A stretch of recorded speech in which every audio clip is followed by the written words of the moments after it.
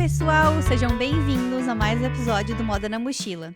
Eu sou a Mariana Lima e hoje eu vou conversar com o Sérgio Silva. O Sérgio é designer de sapatos e empreendedor, e como ele fala, ele é a mente criativa, a.k.a. diretor criativo da sua marca de calçados, a Eonte.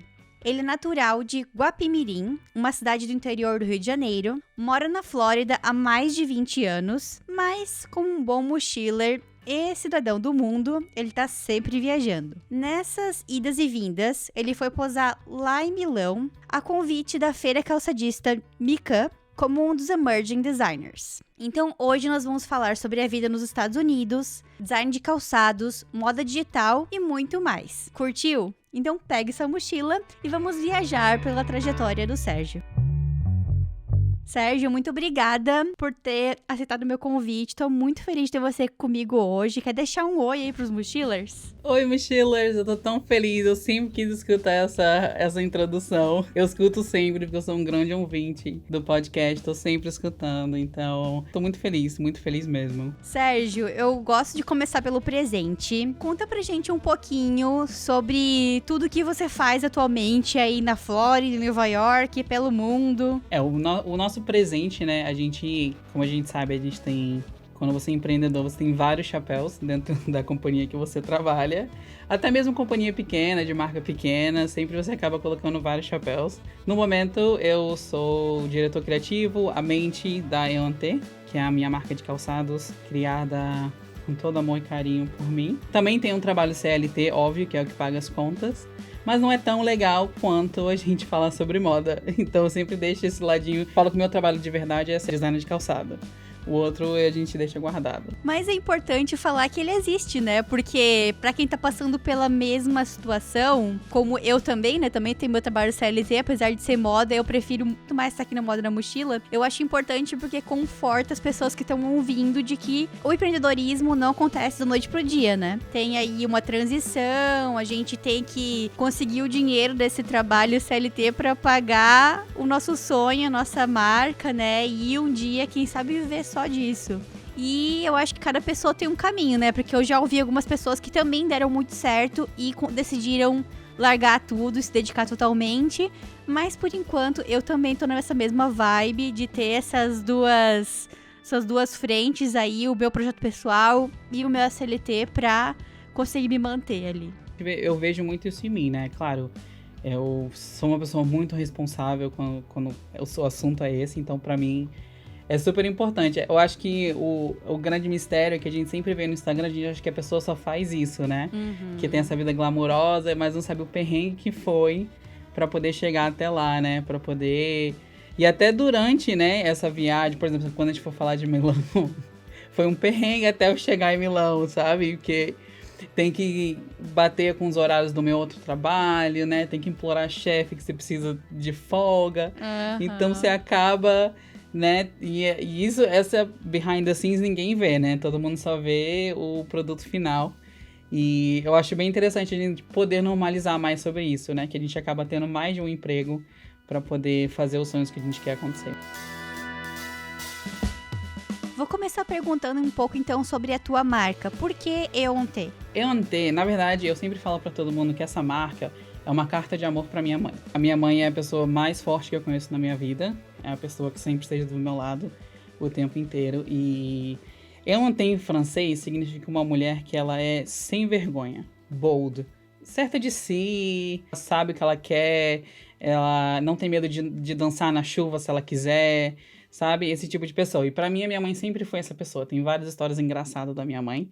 Então significa sem vergonha. E eu queria trazer esse sentimento pra dentro da marca, né? E eu falo pra todo mundo que a Eonte não é uma marca, ela é uma entidade. Ela é um sentimento que eu tento carregar todo dia pra minha vida, que é ser mais desse jeito, mais confiante em mim mesmo. Então, é isso que eu gosto de trazer com o nome da marca, né? Então, eu falo que pra mim é todo dia um lembrete. Então, ela veio pela minha mãe, que minha mãe é obcecada por calçados. Eu sempre gostei de calçados também, mas eu lembro muito indo na loja comprando sapato com ela. e o quão importante a minha opinião era, mesmo pequeno. Ela sempre perguntava pra mim se tava bom ou não. Mesmo pequenininho, eu acho legal, né, os pais, por exemplo, dar esse tipo de voz pra criança, sabe? Sim. Ouvindo disso, eu lembrei da história do Rodolfo Sanches. Eu já entrevistei ele aqui, ele é fotógrafo e mora em Nova York. E ele também contou muito no episódio a relação dele com a mãe dele e como a mãe dele influenciou fotografar até hoje em dia mulheres poderosas. É muito parecido com a mesma vibe, assim, que você tá falando. Acho que vocês iam ser amigos se vocês morassem os dois em Nova York. Sabe o que é engraçado? Ontem eu escutei esse episódio. Sério? Sério, eu escutei ontem. Aí eu falei, gente, a gente seria super amigo.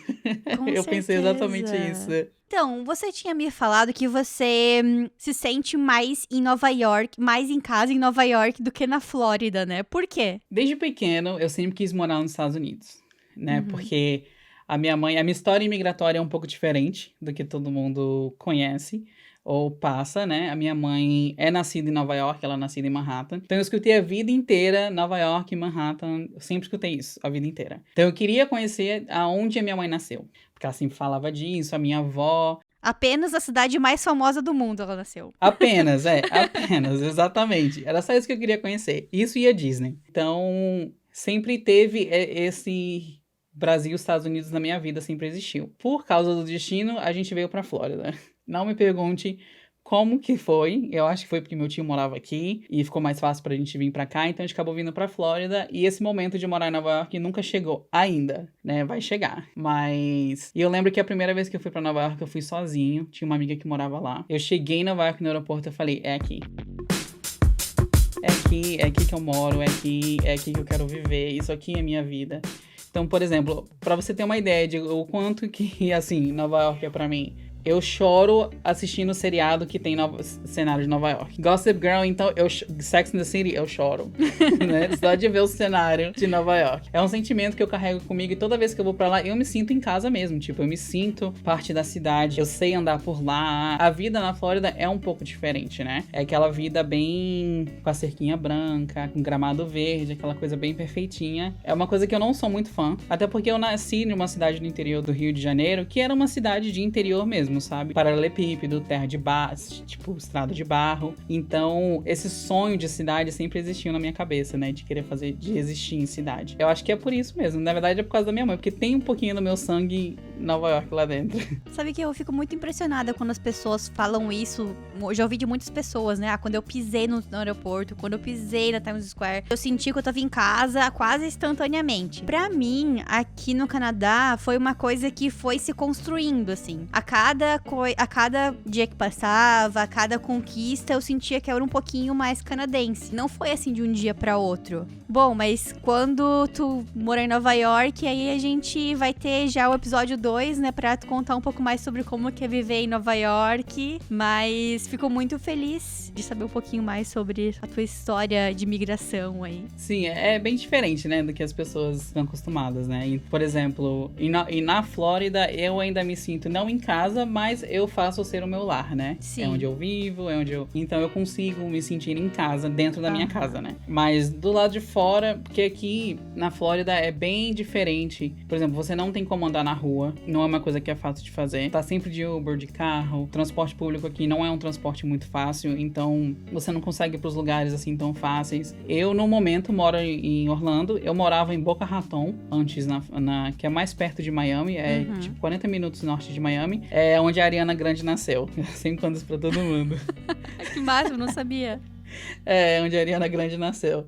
Então, lá também era essa mesma coisa. E aqui em Orlando é muito mais focado a turismo, muito mais focado a Disney, né, Universal. Então, você acaba sendo refém só disso, né? Acaba que você não consegue fazer muita coisa além disso. Por exemplo, cenário de moda, a gente sabe que na Flórida não é uma coisa muito grande. E Miami, agora que tá tendo um boom maior, né? Porque muitas pessoas se mudaram para o sul dos Estados Unidos durante a pandemia, né? Sim. Mas em Orlando ainda não existe isso, não existe esse núcleo de moda, né? Então, eu acabo tendo que jogar a minha rede muito mais longe para poder ter algum tipo de networking na moda, né? Então, Sim. E o Moda na Mochila me ajuda muito com isso. Ai, que bom, eu fico feliz em ouvir isso. Sim, porque tem tanta gente de vários lugares, né? E como a gente é tudo mochilers, a gente consegue, por exemplo, gente de Portugal que você já entrevistou, né? Então, tipo, gente de Nova York que eu conheço já, tipo, de falar, de trocar mensagem. Tudo por causa da Moda na Mochila, né? Então, eu acho que acaba sendo um networking bem legal, que a gente consegue fazer numa troca bem legal. Que é uma coisa que a gente precisa normalizar também, né? Que networking pra networking. Que todo mundo acha que tem que virar amigo de todo mundo, né? Todo mundo precisa ser best friend, mas todo mundo só tá querendo todo mundo se ajudar um ao outro. Exato. Eu até quero te agradecer também, porque você é uma das pessoas mais ativas lá no nosso grupo do WhatsApp. Tá sempre lá mandando novidades e reportes, tendências. Vou até aproveitar aqui pra falar pro pessoal. O nosso grupo acho que já tem umas quase 100 pessoas no WhatsApp, né? Do mundo todo. Sim. Então, quem quiser participar, só me mandar uma DM com o seu número de celular e o país onde você mora, que a gente adiciona vocês lá. Também vou aproveitar pra agradecer a Ari. A Ariane tá me ajudando a adicionar pessoas no grupo, porque como eu falei, está no formato beta. Então, a gente vai adicionando as pessoas conforme elas pedem. Não joguei nenhum link aí na rede pra ver como é que vai funcionar o grupo e aí depois a gente vê como é que ele vai expandir, né? O que era o teu sonho de profissão quando você era criança? Tinha 2 coisas que eu queria ser. Ou era fashion designer, ou era arqueólogo. Porque eu gostava muito de pedra, eu gostava de escavar. E eu sou obcecado com o Egito ainda. Eu amo o Egito, amo a história. Então, sempre eu queria fazer isso. Jurassic Park, naquela época tinha saído o filme. Então, eu queria ser arqueólogo. Uma coisa que nem muita gente sabe, o meu avô, ele era estilista no Brasil. Sério? Então, só que eu não conheci ele, ele faleceu antes de eu nascer, mas eu lembro que lá em casa tinha umas malas, né, e as malas tinham várias coisas tinha molde, tinha régua, tinha croquis, e eu lembro brincando com aquilo ali, que minha mãe deixava eu brincar, só que eu não sabia o que era, né, eu não tinha ideia do que era. E eu adorava ficar brincando com aquilo ali. Meio que nasceu aí essas 2 paixões pela moda. Eu sempre escutei histórias do meu avô, né? Eu lembro que... Porque assim, como eu falei, a história migratória da minha família inteira é muito complicada. Porque o meu avô era brasileiro, a minha avó era espanhola e eles se conheceram em Nova York. Aí nasceu a minha mãe, nasceu o meu tio e eles resolveram ir para o Brasil. Aí foram morar no Brasil. E meu avô chegou lá com nada. E a história que eu conheço, né? Que é a história mais famosa da família. É que ele chegou numa manufatura de camisas masculinas. E ele falou que sabia fazer. Porque meu avô achava que, né, ele conseguia dar um jeito pra poder fazer as coisas. Nunca tinha se formado em moda, não tinha ideia, nunca tinha feito molde nem nada. Nem tinha faculdade naquela época, eu nem imagino, tinha faculdade, Brasil, exatamente. Né? Pois é, e nem nos Estados Unidos ele trabalhava como imigrante, né? Então acho que nesse nem era o pensamento dele. Sim. E eu lembro que no dia da entrevista pediram pra ele fazer uma camisa, ou tipo, o molde de uma camisa. Aí ele pediu pra ir no banheiro, pegou uma linha e começou a medir a camisa dele toda pra poder fazer um molde. Foi... Aí essa é a história que eu carrego comigo sempre do meu avô, que é o único que eu conheço, assim.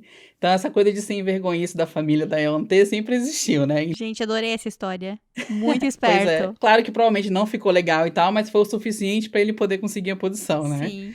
E desde então ele virou designer, né? De roupas masculinas, né? Ele trabalhava muito com jeans, que eu lembro.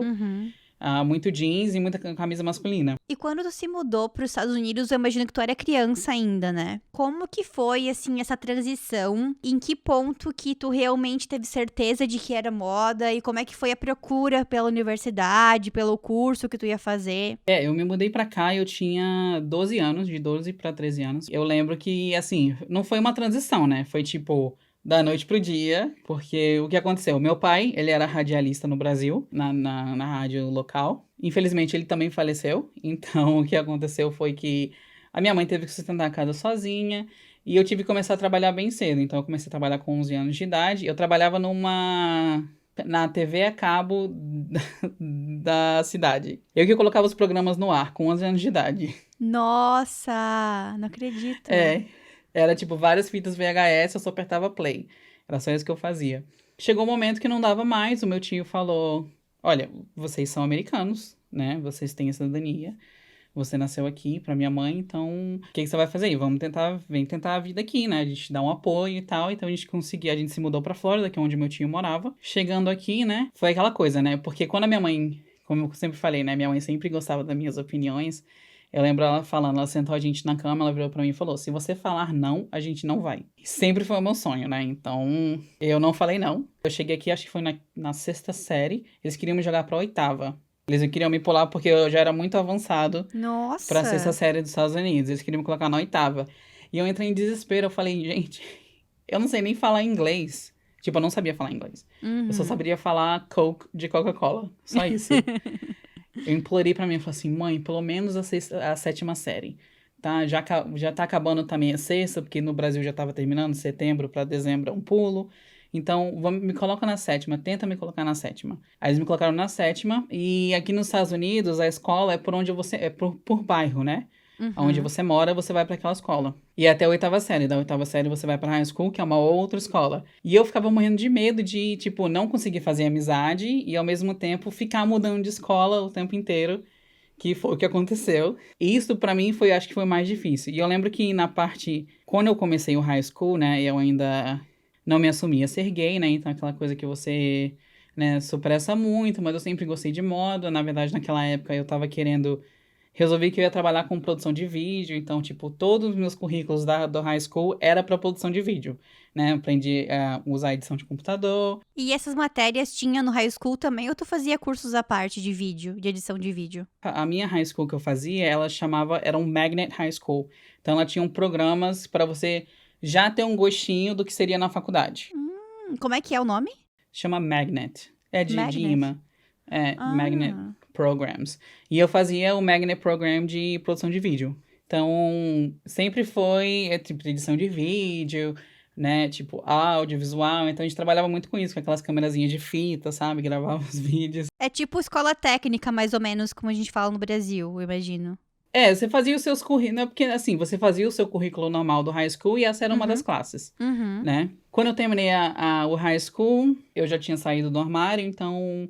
E a moda sempre existiu. Eu sempre costumava minhas roupas, customizava mais roupas, minhas roupas, cortava, né? Desmontava, fazia. Então isso sempre existiu, né? E quando eu tive a oportunidade de ir pra faculdade, o meu sonho era fazer faculdade em Nova York. Só que né, uma coisa que há 10 anos atrás, né? 10 anos, nossa, eu me formei em 2012. A minha mãe era sozinha.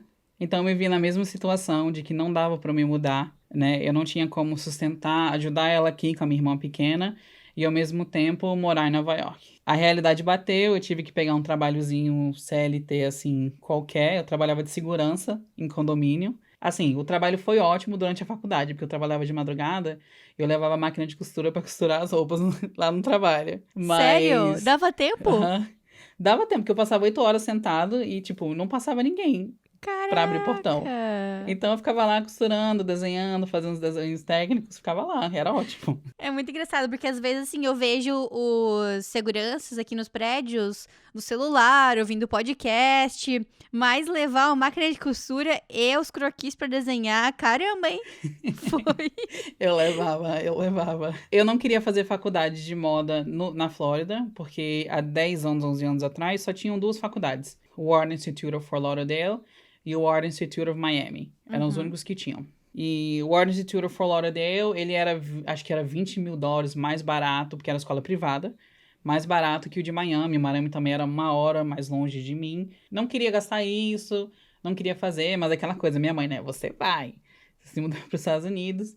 E, infelizmente, né, quando imigrante se muda para os Estados Unidos, você acaba também não tendo o tanto de informação sobre loans, os student loans da faculdade, os empréstimos que você faz na faculdade, ou tipo, como conseguir scholarship, você não acaba não tendo essas informações, né? Então, né, todo mundo fala: "Ah, mas você morou aí, você devia ter conseguido essas coisas". Mas acabou que a minha mãe, ela infelizmente tinha que trabalhar 60 horas por semana para poder sustentar, né, nós dois, eu e minha irmã. Então, não tinha tempo para essas coisas, né? Sim. Então, acabou que eu tive que pegar empréstimos para poder pagar a faculdade e eu acabei me formando no Art Institute of Fort Lauderdale, porque era mais perto de casa. Acho que foi a Serena Williams que se formou lá em moda, então, tipo, já tinha uma coisinha ali. Era o mais velho da Flórida, tinha, acho que naquela época ali existia já mais há 40 anos aquela escola. Então, ela já tinha mais um nome renomado por ser uma escola privada. Eu comecei faculdade de moda lá.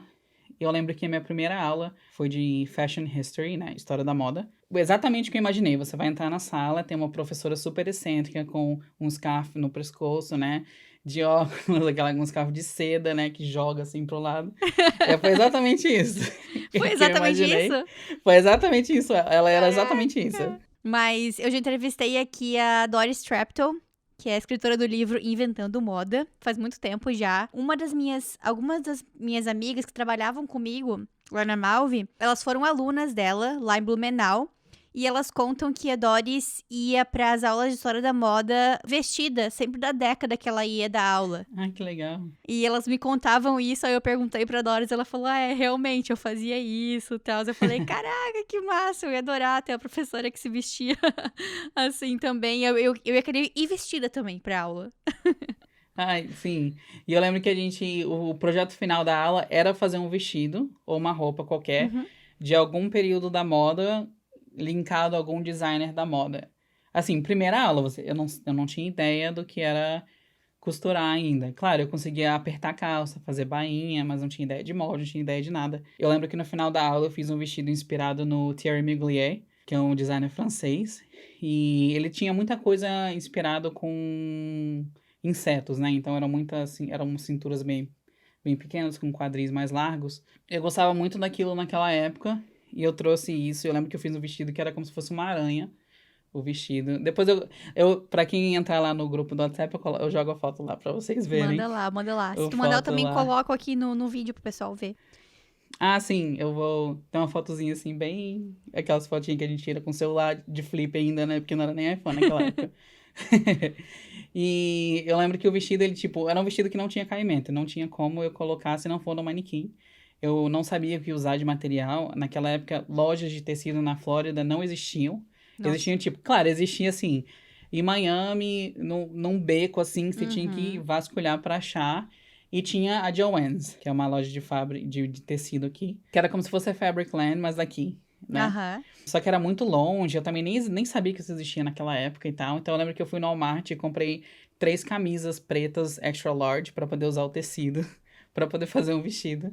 Eu lembro que eu coloquei o vestido no manequim e eu fiz um sapato pra combinar, porque tinha que ter todo o look completo.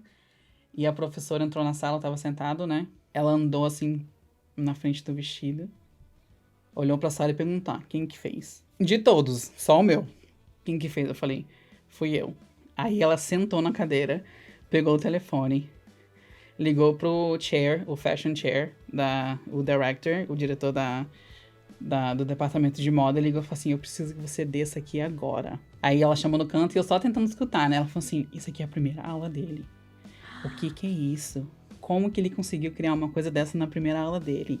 Olha esse design, olha essa ideia mirabolante. E eu lembro que no segundo piso, que era o departamento de moda, tinham várias seções com vestidos, né, espalhados, feitos pelos estudantes, né?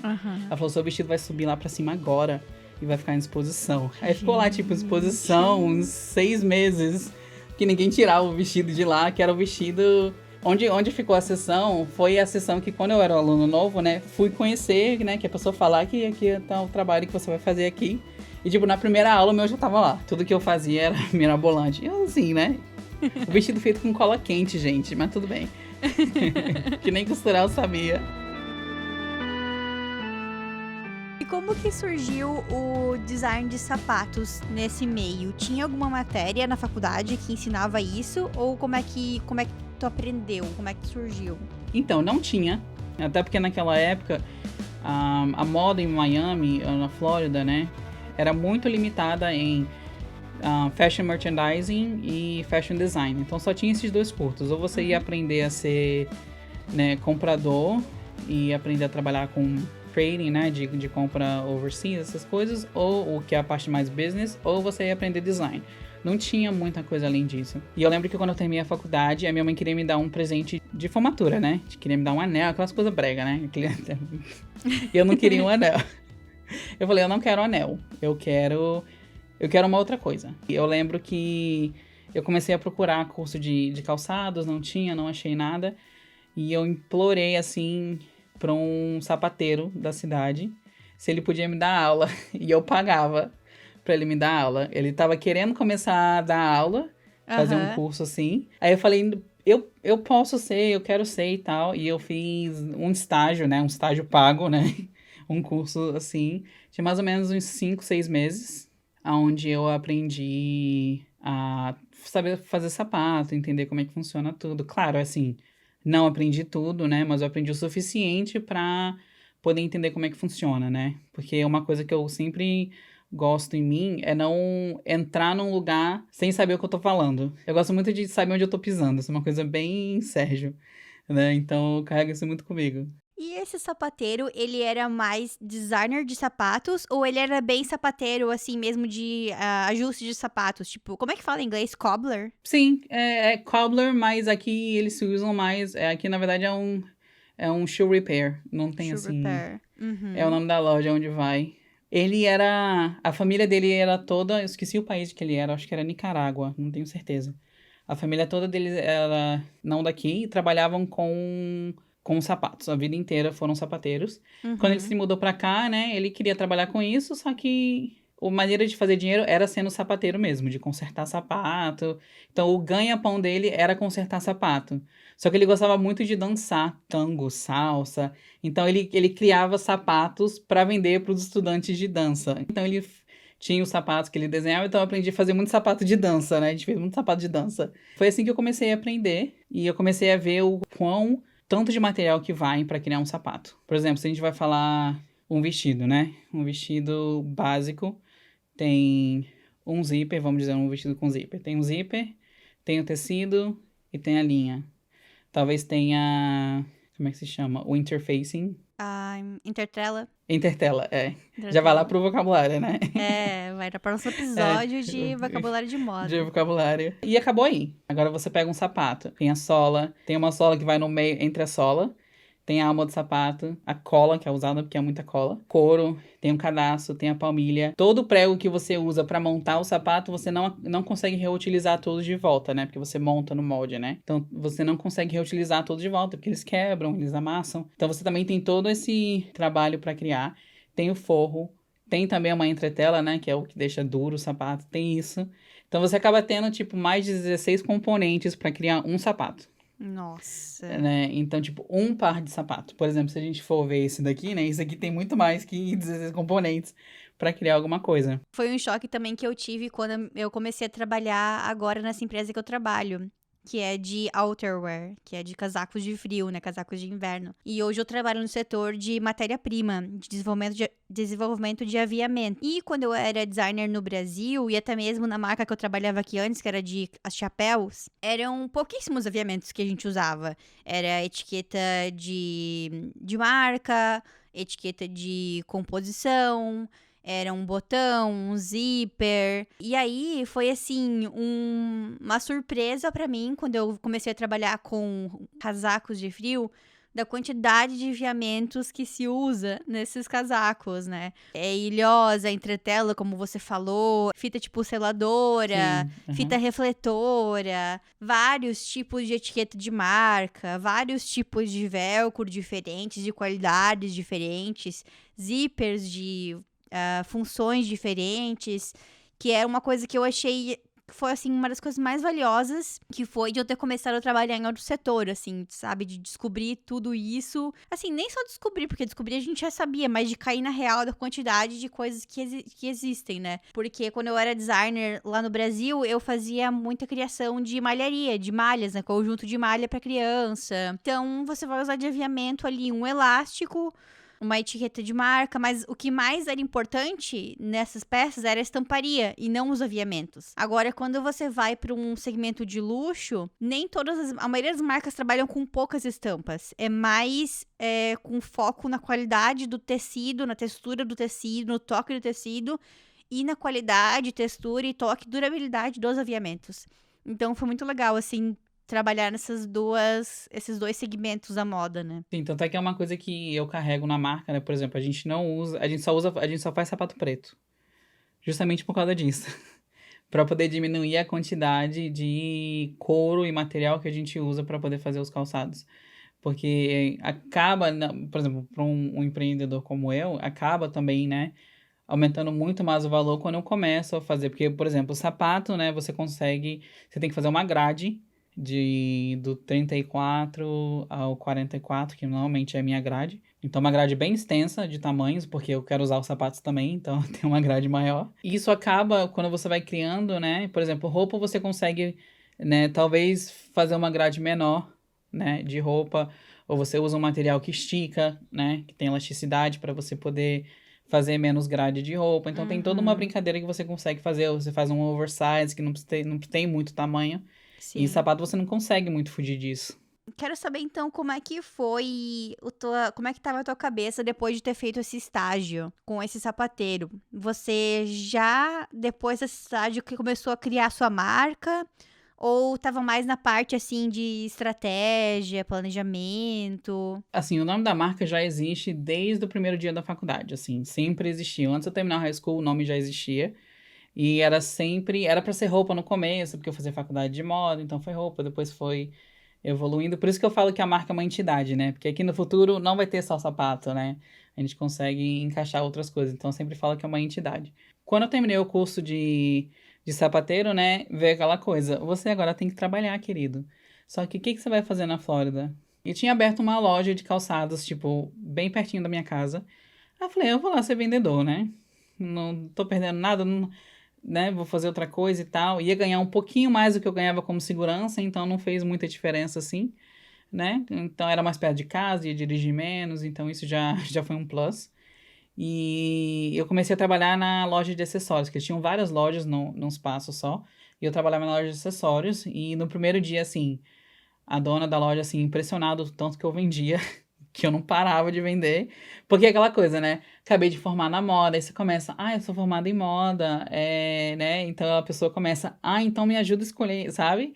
Já vira um fashion Meio, buyer, né? Fashion, tipo, um é, personal shopper, desculpa. Aí começou a ter essa coisa, aí as pessoas iam lá, me procuravam especificamente, porque queria que eu ajudasse, porque eu entendi de teoria de cor, sabe? Então eu conseguia, clientes que compravam muito lá, eles gostavam de combinar muito, né? O brinco rosa com colar rosa, com pulseira rosa, e eu conseguia, tipo, quebrar isso delas e conseguir, tipo, não, mas você pode usar outra cor, não precisa ser igual e tal, tipo, esse brinco iridescente que tá puxando rosa, você pode usar essa pulseira rosa que tá puxando a cor. E elas adoravam. Então, com isso, eu virei o assistant buyer da loja, né, junto com a dona. Então, a gente ia fazer todas as compras, né? Toda semana a gente ia e, assim, era o meu dia preferido. E, eventualmente, eu acabei virando o buyer junto com ela. Explica pro pessoal o que que é uma função de fashion buyer. Fashion buyer é normalmente com as marcas maiores, né? Por exemplo, se a gente for falar de loja de departamento, né? A gente tem que são os compradores que normalmente é para isso que existe os showrooms, que existe a Mican, que existe feiras de moda, que são os compradores de lojas específicas, por exemplo, da Macy's, loja de departamento, ou de lojas menores, como boutiques menores, que era a gente. E a gente vai nesses espaços procurar para saber o que tem de novo, o que está chegando no mercado, e a gente consegue fazer umas ordens. Normalmente é feito no atacado, né? Então você tem que comprar muita quantidade de uma coisa para você conseguir um valor mais legal. E normalmente são marcas que trabalham mais pro atacado. E a gente acaba indo nesses espaços, nesses showrooms, nesses trade shows para procurar o que tá de novo, o que tá chegando, o que não tem, pra gente trazer pra nossa loja pro cliente final. Quais são as ferramentas, assim, que mais se usa como fashion buyer? Nossa, acho que a maior ferramenta que a gente usa é trend forecasting, pra saber o que tá vindo. Isso, números de Excel, muito número, muito Excel, muita. Gente, quanta planilha que a gente tem que olhar pra saber o que vendeu na semana passada, o que não vendeu, o que tá vindo de moda, o que não tem. Porque assim, tinha dias que o dono da loja falava pra gente, você não tem budget, você pode comprar o que vocês quiserem. Nossa, Era assim, caramba. um Responsa, sonho. hein? Era um sonho e Aham. responsabilidade, né? Sim, então a gente chegava, tipo, fazer uma compra de $20 mil.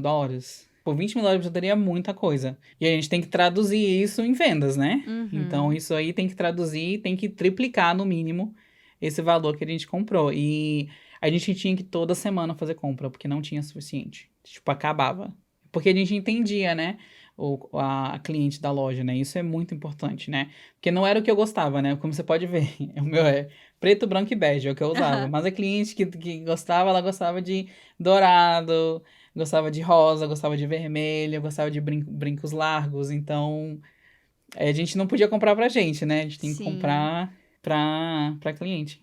Uma vez eu fui numa palestra de empreendedorismo e o palestrante falou que ele queria montar uma empresa de um segmento que ele nunca tinha trabalhado na vida. E aí a primeira coisa que ele fez foi conseguir um emprego numa loja parecida, numa empresa parecida com o que ele queria lançar. E eu acho interessante na tua história que tu tentou, parece, cobrir todos os segmentos de uma empresa, né? Você hoje em dia tem sua marca de calçados e você já trabalhou com vendas, né? Conseguiu aí esses skills de vendedor, trabalhou com um sapateiro, que é a parte não só do design, mas também da manufatura, né, do próprio negócio. E eu sei também que você trabalhou já como VM, né, na Macy's, Sim. uma loja de departamento, se não a maior, ou uma das maiores lojas de departamentos dos Estados Unidos. E foi tudo bem inconscientemente acontecendo, né? Quando eu deixei de ser vendedor, eu falei, agora eu vou tentar uma coisa nova na moda.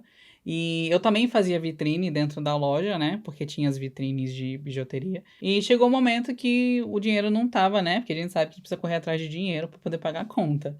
E não tava mais pagando o que eu precisava para me sustentar. E eu comecei a procurar outra coisa. Também fui vendedora for 21, mas foi tudo, acho que o período todo foi 3 meses. Depois disso, eu entrei no shopping, né? E eu comecei a conhecer, a gente tomava Starbucks. E eu comecei a conversar com os outros VMs que trabalhavam, que a gente sempre acordava cedo, então todo mundo ia pro Starbucks no mesmo horário. Starbucks abria às 9, que era 1 hora antes de abrir o shopping, então não tinha fila, e a gente ia todo mundo lá.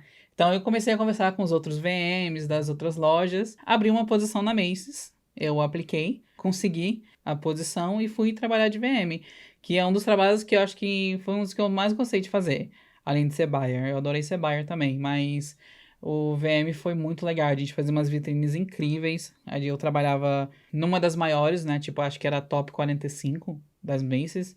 Então era aquela que recebia todo o VM, né? Porque, pra quem não sabe, as lojas menores que fazem menos, elas não recebem todo o planograma de VM. Então você talvez não vai receber os manequins, não vai receber ou aquela roupa, ou você não vai receber os gráficos para montar o cenário.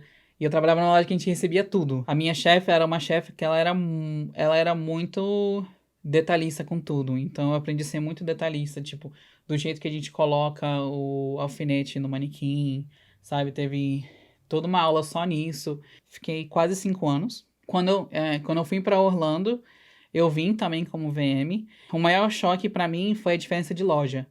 Porque eu trabalhava na loja de Boca Raton, que era uma loja que era um pouco mais, vamos dizer assim, elevada no display, né? Então a gente tinha... A seção masculina era muito focada em a moda praia de resort e muito golfe, né? Porque é uma coisa bem forte aqui na Flórida.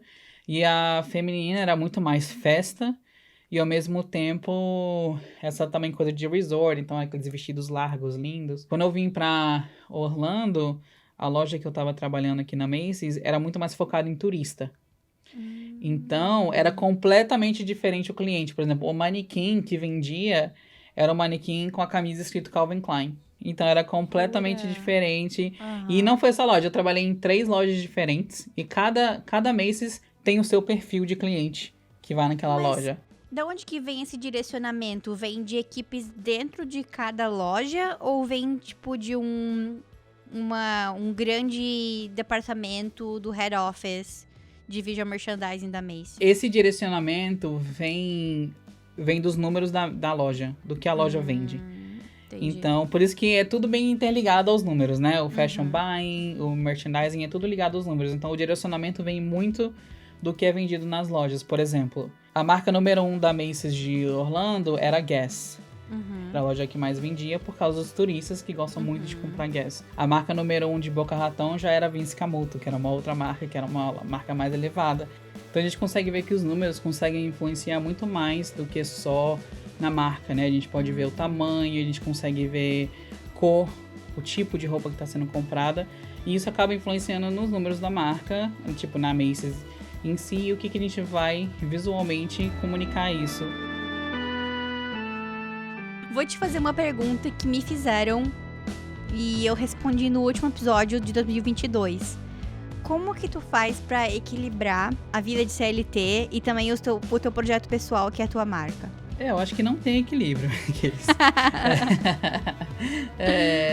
Nossa, essa pergunta eu acho que é um trabalho diário. Porque, por exemplo, eu sou Libra, né? Então, tudo pra mim sempre tá bem certinho no seu lado da balança. E claro que o meu trabalho CLT ele acaba me desgastando muito. Então, eu acabo não tendo dia de folga, né? Os 2 dias que eu tenho de folga, o meu trabalho CLT, é os dias que eu tô trabalhando, né? Ou eu tô trabalhando, criando posts de conteúdo, ou tô respondendo e-mails de pessoas que querem trabalhar. Ainda mais depois da Micand, comecei a receber muito e-mail. É isso que normalmente acontece. E durante a semana, para eu poder ficar sano, não só pensando no trabalho, eu sempre escuto podcast. Então, eu tô sempre escutando um podcast para poder dar tempo de eu continuar ainda pensando, eu podia fazer isso na marca, né? A gente falou sobre isso. Então, cada semana é assim, um dia é um podcast diferente. Aí tem o livro, eu escuto sempre um livro, né? O meu marido fala que eu não tô lendo livro, porque eu falo que eu tô lendo livro, mas eu não tô, eu tô escutando o livro. Então, um dia eu escuto livro, outro dia é um podcast de autoajuda, outro dia é um podcast de moda, e assim vai até acabar a semana. Nossa, mas eu acho que você consegue fazer muito. As campanhas são lindas, as fotos são lindas, os produtos são lindos. Você consegue fazer muito, cara. Tá de parabéns, assim. Obrigada. Essa última campanha foi assim, fui eu sozinho. A marca não tem suficiente para contratar um fotógrafo, não tem suficiente para contratar uma modelo, né, uma stylist, a gente não tem isso ainda. Então, eu acabo sempre tentando achar uma maneira de conseguir fazer. E eu lembro que essa última campanha eu fiz no Brasil, porque como eu tinha ido pro Brasil para visitar a fábrica, aí eu falei, eu já tô aqui, eu vou ser fotógrafo. A gente coloca a câmera no automático, a gente tira a foto no automático. Eu não sou fotógrafo, né? E vamos tirar foto no automático. Chegando, aí eu consegui achar uma modelo pelo Instagram.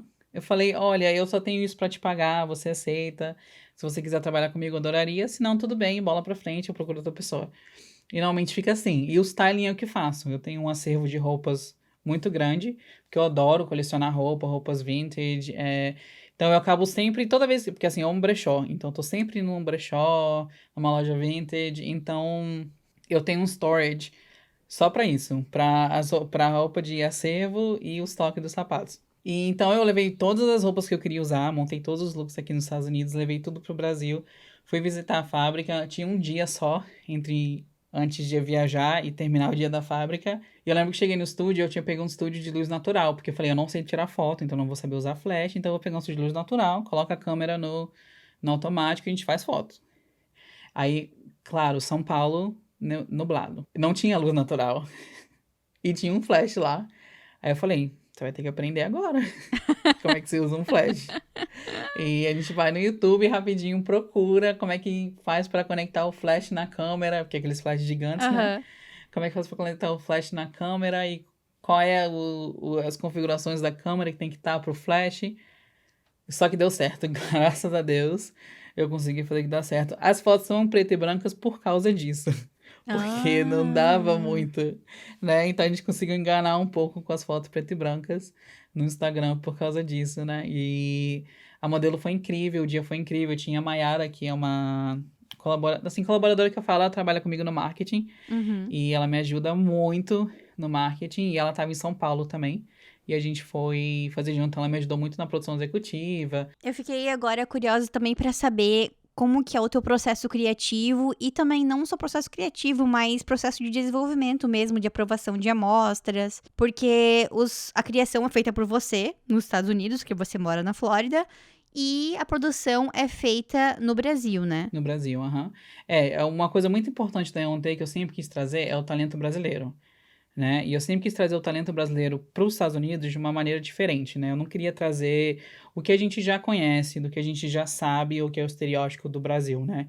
Eu queria trazer uma coisa diferente. Então foi isso que eu consegui trazer na EON, né? Que é um design um pouco mais moderno do que o normal. Meu design criativo, ele começa muito com uma pergunta na minha cabeça. Por exemplo, essa última coleção que eu criei, eu estava me sentindo, eu não estava confortável com alguma coisa, eu não sabia o que que era.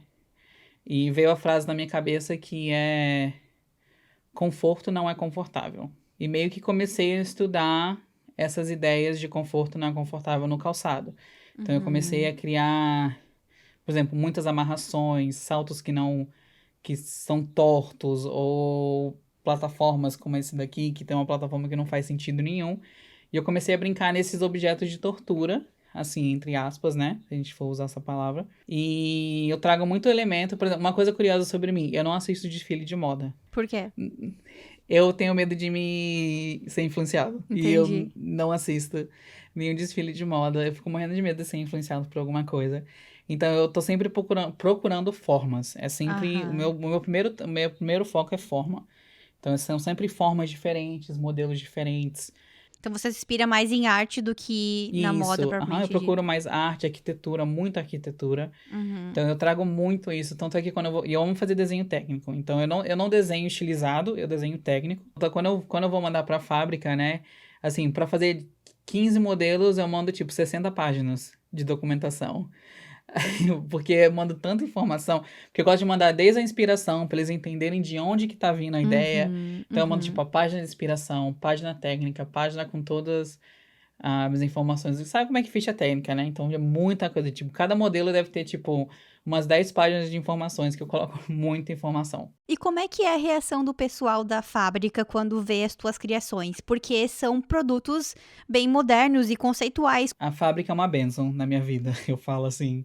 Primeiramente porque ela é uma fábrica manual, ela não é por exemplo, esse foi a grande dificuldade para mim, foi achar uma fábrica queria criar um produto completamente diferente, né? Manual, né? Porque eu quero ser muito correto com os artistas que trabalham por trás do produto, então a gente paga da maneira correta, né? Salário certo. Eu sei que mais no sul tem, só que é em escalas gigantes, né? Tipo 100 mil pares. Eu sei que o modelo desse de 100 mil pares não ia chegar, né? Tipo, não ia dar pra fazer, ia ficar muito caro, não é viável, etc. A fábrica, ela gosta de pirar junto comigo. É muito legal. Eu consigo realmente criar. Eu trabalhei com outras fábricas no começo, né? Mas era muito mais segmentado no private label, né? Eu não tinha Uhum. muita opção do que eu podia mudar. Eu tinha que escolher os saltos que eles tinham, os modelos que eles tinham, eu só podia mudar a cor ou o tecido, né? Então eu não conseguia ter uma mudança muito grande. Era meio como se fosse aquelas bonecas que você encaixa, sabe? As pecinhas. Sim, Você sim, pode colocar essa traseira com essa frente e a gente faz isso, sabe?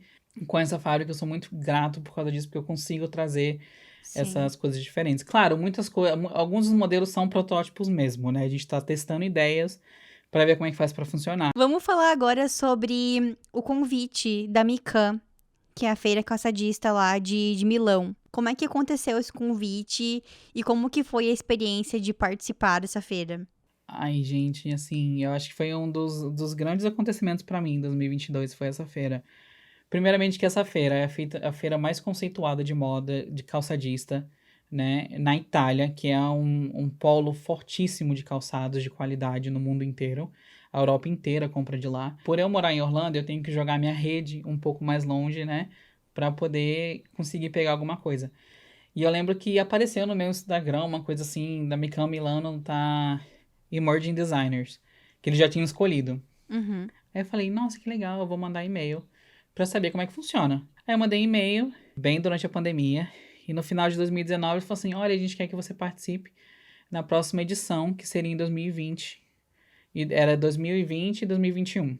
Eu recusei, falei, olha, desculpa, eu gostaria, mas era pandemia, eu não ia ter como gastar esse dinheiro todo pra ir pra Milão, né? Porque é um trabalho, um investimento muito grande, né? Pra ir pra Milão, passar o tempo lá. Eu falei, eu adoraria participar, mas infelizmente eu não acho que esse é o momento pra marca, né? Eu não tenho como fazer isso.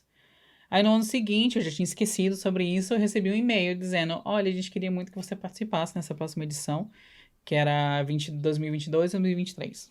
Porque eles sempre fazem um ano antes a seleção Uhum. e você faz duas vezes a Mikan. Tanto é que eu vou agora de novo em fevereiro. Então a gente vai duas vezes. Que massa. E aí tu leva os teus produtos, como é que funciona? Você tem um teu passo? Sim, sim, sim. Aí o que acontece, eles têm uns jurados, né? Foram 12 jurados, foram várias marcas. Eles escolhem, desses 12, dessas marcas, eles escolhem 12 marcas para apresentar na Mikan. Todo o espaço é completamente patrocinado pela Mikan, você não paga nada. Você literalmente só chega lá com seus sapatos. E sorri por 4 dias. Brincadeira. Eu sempre acredito de que se tivesse que ser, seria. Se não é pra ser, o momento não é agora, vai ser um dia, mas não é agora. Tanto é que eu já apliquei pra CFDA, né, que é o da Vogue e que tem aqui, né, que é o CFDA Fund. Eu também, tipo, não consegui, mas tudo bem. No futuro a gente tenta de novo. Mas não era o momento. Eu sempre carrego isso comigo, não é o momento. E eu lembro que em junho eu recebi um e-mail dizendo que eu tinha sido escolhido para ser um dos 12 designers para apresentar. E foi assim, não acredito, tipo, sério. Tipo, finalmente, né, os frutos de todo o trabalho que eu tenho, de poder mostrar a marca, explicar o que que ela é, o que que ela significa, né, essa comunicação toda tá existindo. Aí a gente foi para Milão, muito, né, muito e-mail até setembro, né? Mas isso é o quê? E aí, sabe, essas coisas todas, tentando entender, porque eu nunca tinha ido, nunca tinha feito uma feira. Uhum. Primeiramente, eu nunca tinha feito uma feira, né, de atacado. Primeiramente porque a nossa marca, ela é muito mais direto pro consumidor, né? Então era um mundo, assim, um pouquinho diferente que eu tava entrando, mas eu queria entender um pouco mais esse mundo. E nada melhor do que você tentar isso sem ter que investir, né, um dinheiro, assim, muito alto para você entender como é que funciona, Com certeza. né? Então, isso pra mim sempre foi essa ideia pra mim, né? Eu tentar entrar em lugares pra eu poder entender como é que funciona antes de eu, né, investir uma coisa que tem que sair do meu emprego CLT pra poder fazer acontecer. E era uma viagem pra Milão, né? Nunca tinha ido pra Milão. Eu falei, o que acontecer lá, não importa, eu vou estar em Milão. Não importa o que vai acontecer. Já aproveita para visitar os museus e Exato, tudo. aham. Eu fui super bem recebido, assim, por todos, né? Os compradores, claro, né? Se assustam no começo. Começam a entender um pouco mais, mas a gente começa a entender também que, por exemplo, talvez a feira não é o consumidor da marca. Vou fazer uma pesquisa aqui de campo, já que eu tô aqui na maior feira. A gente consegue ver que o cliente era diferente. E quem que é o cliente da Eonte? A cliente da Eonte é, como eu sempre falo, né? É aquela mulher que não tem vergonha. Mas não é só mulher, são homens também. São pessoas como eu. São pessoas que gostam de se comunicar na moda através do jeito que eles se vestem. Então, os meus sapatos dizem muito mais sobre você e o que você quer comunicar. Eu gosto sempre de falar que moda é política, né? Eu carrego muito isso comigo. Então, os meus sapatos trazem muita política. Tenho um modelo que ainda não saiu, que ele tem. É uma sandália meio grega, romana, né? Que ela sobe mais na perna. E ela tem mamilos descendo na perna. Você não sabe se o mamilo é masculino ou feminino. Mas será que fazia diferença? Se você soubesse? Pro Instagram faria. Sim, com certeza, exatamente. Porque aí ele iria banir os mamilos Ele ia banir. femininos. Então é sempre esse tipo de comentário que eu gosto de fazer nas coisas que eu crio, né? Eu sei que não é um sapato pro dia a dia, é um sapato. Tem alguns modelos que são mais comerciais, sim, mas eu sei que a maioria dos nossos modelos são sapatos mais pra lacrar, vamos dizer assim, né? Pra ir pra algum momento, pra uma festa ou alguma coisa nesse sentido. Mas eu acho que a gente precisa disso, né? Eu acho que isso. A gente precisa ter esse escape na moda na nossa vida, né?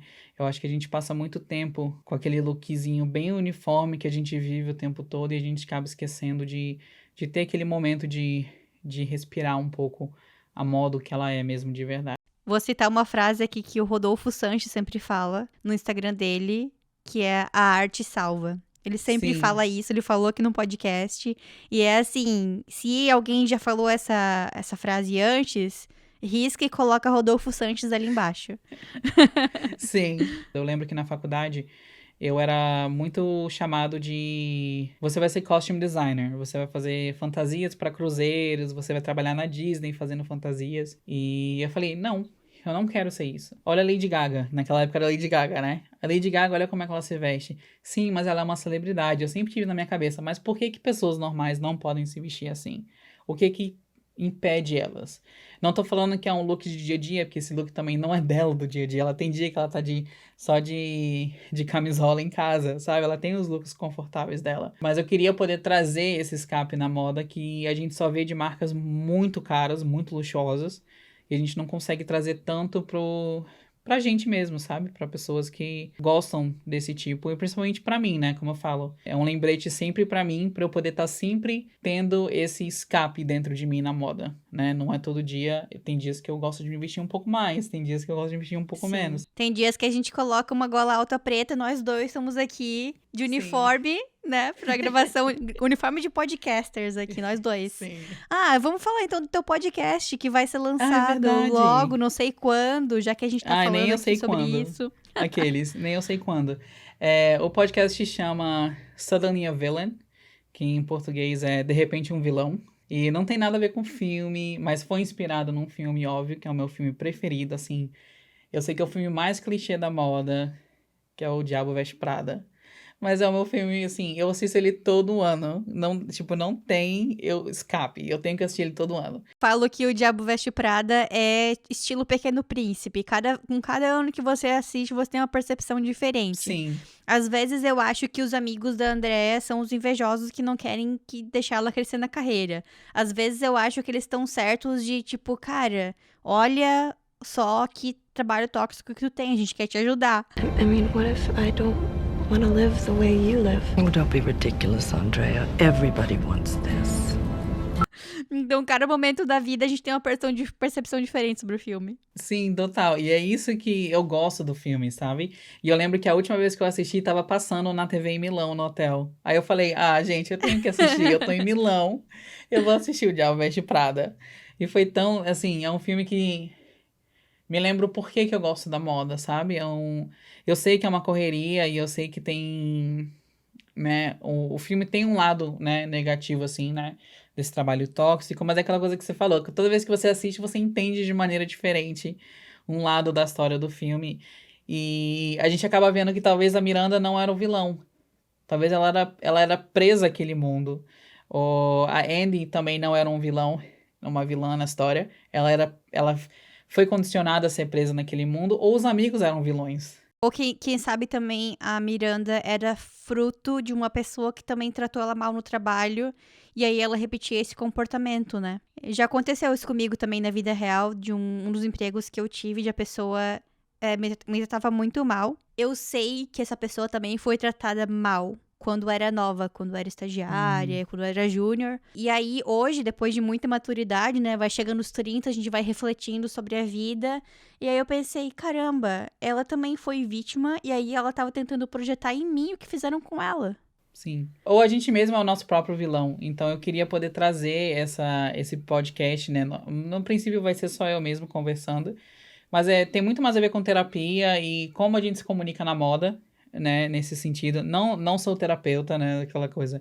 Não sou coach, não sou nada disso. É mais uma conversa sobre as minhas experiências de...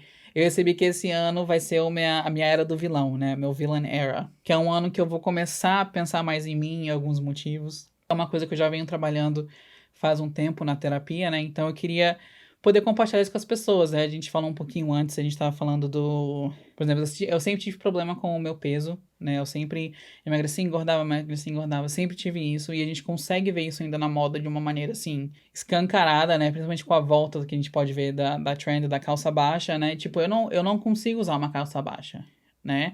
Ou aquele trend, tipo... Ou ele é estiloso ou só porque ele é magro, sabe? Tem isso tudo, sabe? E eu quero poder trazer... E é engraçado, porque eu tava procurando referências, né, de influencers e de estilos de modas do que eu gosto, que depois eu posso até te mostrar. E eu coloco lá no grupo também. Eu lembro que eu não achei nada. Até hoje eu não consegui achar um influencer do meu tamanho que se vestiria do jeito que eu quero me vestir, né? Quando você procura plus size fashion de homem no Instagram, no TikTok, é aquela coisa bem básica que a gente já conhece, né? Então... Eu queria poder levar um pouco mais, eu queria poder trazer uma coisa muito mais high fashion do que a gente traz, né? E vilão sempre tem os melhores looks, né? A gente sabe que vilão em filme tem os melhores looks. Então, o podcast sempre vai ser um look diferente que eu vou trazer, mas são looks, assim, bem babadeiros mesmo. E, ao mesmo tempo, é um processo terapêutico pra mim mesmo, pra eu me aceitar mais, né? E eu quero que isso seja exposto pra outras pessoas também verem que elas também conseguem fazer. Tem uma influencer que me ajudou muito nesse sentido, que foi a única até hoje que eu consegui achar, que tem, assim, uma influência muito forte, que ela é brasileira, na verdade. Ela chama... O Instagram dela é La Robertita. Ela acabou de ser capa da Glamour. Linda, espetacular. Ela é uma mulher negra, gorda, lésbica. E ela sempre fala, eu sei que meu corpo incomoda nesses espaços, mas eu quero estar nesses espaços. Eu achei muito importante essa fala, e é uma coisa que eu não vejo acontecendo comigo, né? Claro, por exemplo, no Brasil talvez tenha mais privilégios, né? Por eu ser considerado branco, mas nos Estados Unidos eu sou latino. Eu não sou considerado branco, eu não tenho os mesmos privilégios que já aconteceram comigo, de eu não conseguir um trabalho ou não ser levado a sério, né? Comparado com uma pessoa branca. Aqui eu sei que eu sou parte da minoria. Primeiro por ser gay, segundo por ser latino, né? E também porque eu sou gordo. Então, eu sou gordo, sou baixinho, então eu não consigo ver isso, né? Eu quero poder trazer isso de uma maneira onde as pessoas consigam, né? Se identificar e entenderem que também, tipo, você não tá sozinho nesse espaço. E outra coisa legal que também tu comentou ali sobre a La Robertita, ela sabe que a imagem dela pode incomodar pessoas, foi também do episódio do documentário dos Racionais no Netflix, não sei se você já viu. Ai, não vi ainda. É muito, muito, muito bom. E em um dos momentos, um dos integrantes do Racionais, não lembro quem foi exatamente, falou exatamente disso, que quando ele começou a ter um pouco mais de dinheiro e começou a poder frequentar ambientes onde só pessoas brancas frequentavam, ele falou que ele não queria mudar o estilo dele, ele queria causar esse impacto nas pessoas e queria que a imagem dele incomodasse, que a presença dele incomodasse. Sim, total. E é isso que eu vejo nela. E tipo, pra mim isso foi uma grande, tipo, uma eureka, sabe? Tipo, uma luzinha que acendeu na minha cabeça quando eu conheci ela. Assim, não conheci pessoalmente, conheci pelo Instagram.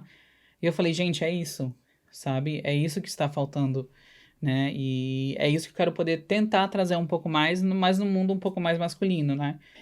Sabe, eu não sou, né, o estereotípico masculino, mas eu também não sou o estereotípico feminino, né? Então, quando eu cresci, eu passei muito aquela coisa, tipo, eu não sou branco, então eu não vou ficar com os brancos, mas eu também não me sinto latino, então eu não vou ficar com os hispanos.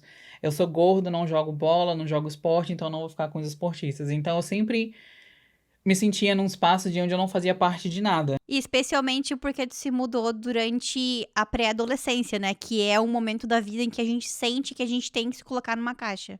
Sim. Então eu sempre tentei me encaixar numa caixa, eu fiz várias coisas pra poder me encaixar nas caixas, e eu não conseguia, e eu sempre me sentia em um espaço, tipo, tá faltando, não tá me completando, eu não sou isso. Tipo, eu tenho 32 anos agora, e agora, depois de muita terapia, eu tô conseguindo me entender um pouco mais, né, nesse sentido.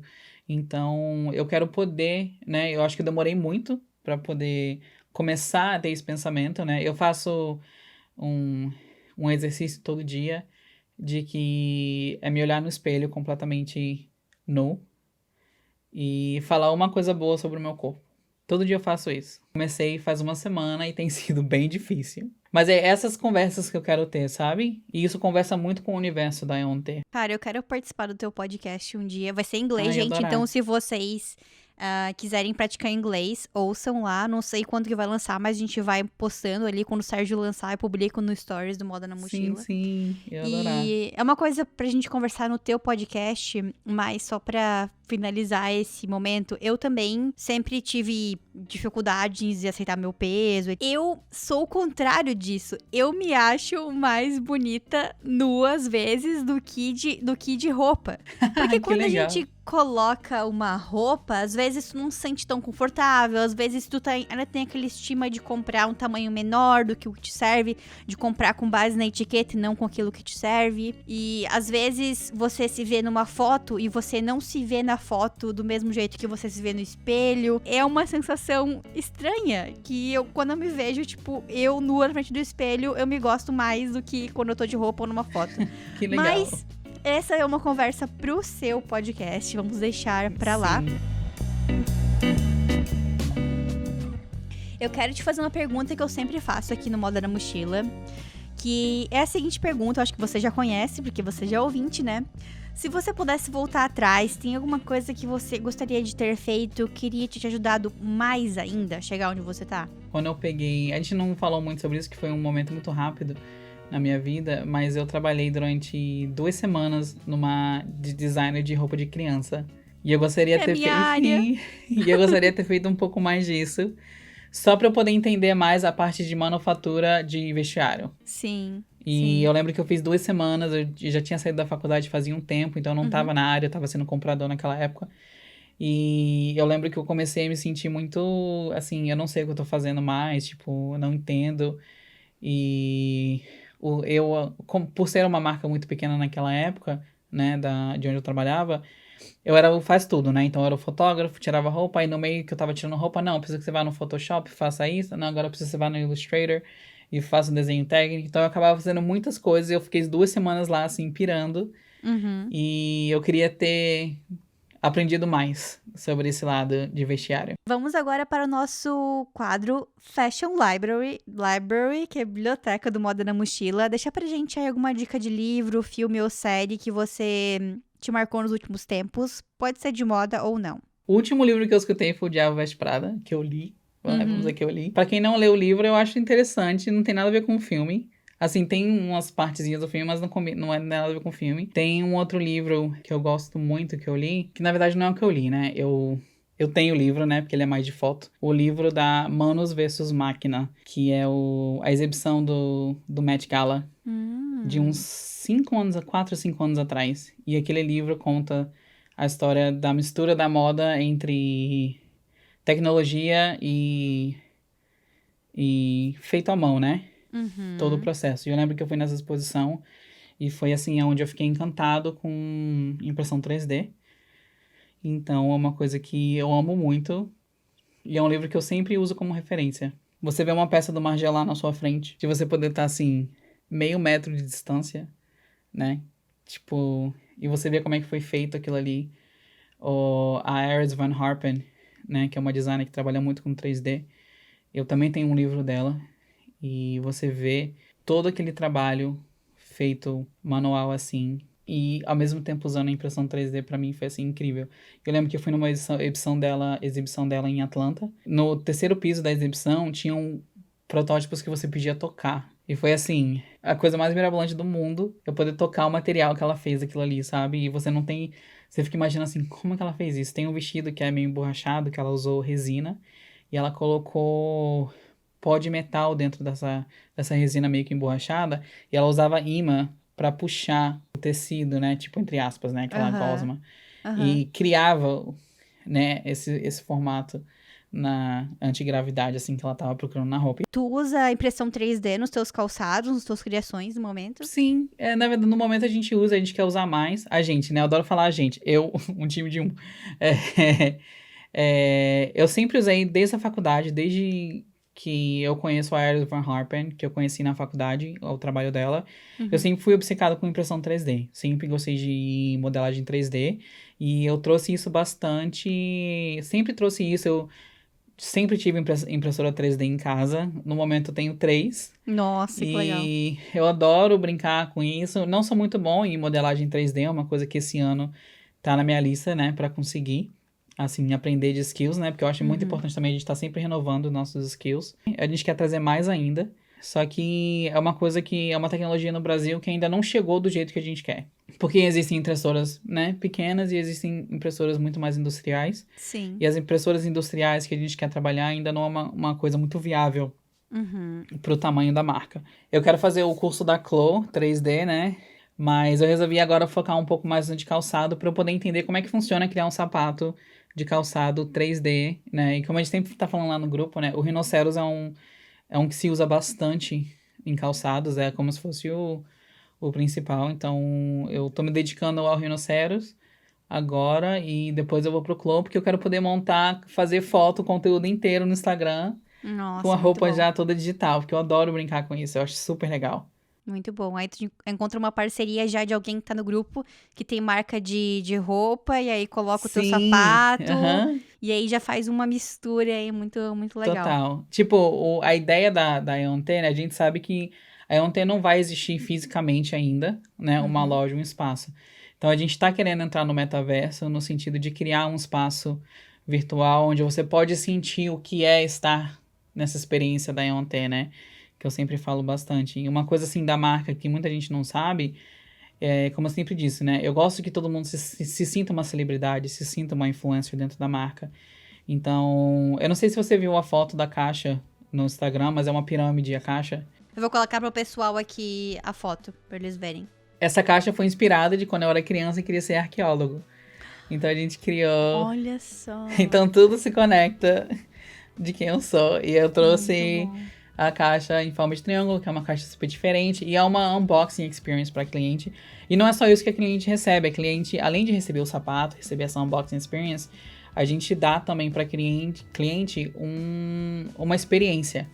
Por exemplo, quem compra os sapatos agora recebe uma experiência de spa para os seus pés. Então você recebe Cara, que delícia. uma toalhinha, você Adorei recebe sais de isso. banho. E a gente cria toda essa experiência para cliente e é uma experiência que está sempre mudando. Os próximos a gente quer fazer uma com café. Então a gente quer mandar café com xícara, sabe? Criar tudo isso e faz parte dessa experiência que a gente quer criar para nossos clientes, sabe? A gente quer que os clientes realmente se sintam, né, o que elas realmente merecem ou eles merecem, né? Vamos agora para o nosso próximo quadro, que é o quadro Pra Onde que você levaria sua mochila?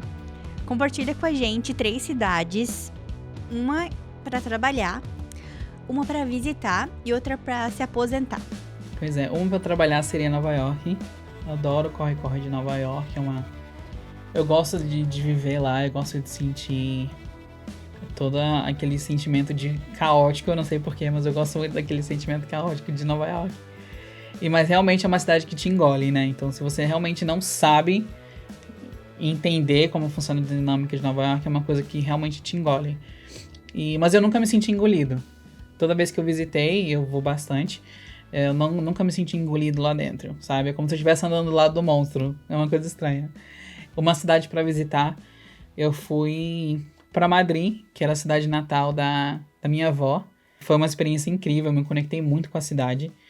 E eu me via, tipo, estando lá, visitando bastante. É um lugar que eu realmente amo visitar. Para me aposentar, eu adoraria me aposentar em Nova York, com a vista do Central Park, indo jogar pipoca pras pombinhas no Central Park. É isso que eu quero fazer. Muito bom, ai. muito bom, adorei. Eu tenho vontade de morar em Nova York, mas eu acho que isso não vai acontecer no futuro próximo. Então eu tô com planos aí de passar pelo menos algumas semanas ou um mês em Nova York. Então, se alguém aí que tá ouvindo e mora em Nova York e quiser trocar de apartamento comigo por um mês, vem pra cá pra Toronto, ou pra Nova York, ou por algumas semanas, manda mensagem pra mim aí, vamos fazer uma troca. Eu adoro aquele filme The Holiday, Sim. que elas trocam de casa. Vamos fazer um combinado aí, manda mensagem pra mim que, quem sabe, em 2023 vai acontecer isso e eu vou ter um gostinho maior do que é morar na cidade que nunca dorme. Sérgio, agora compartilha com a gente aí as tuas redes, vende a tua coleção de mochilas, como as pessoas podem entrar em contato contigo, comprar os teus produtos. A gente vem diretamente no nosso site, né? E a gente faz isso justamente por causa da experiência toda que a gente quer que o cliente receba. Então, por enquanto, a gente está só no nosso site, mas a gente está vendo em entrar em parcerias com alguns marketplaces.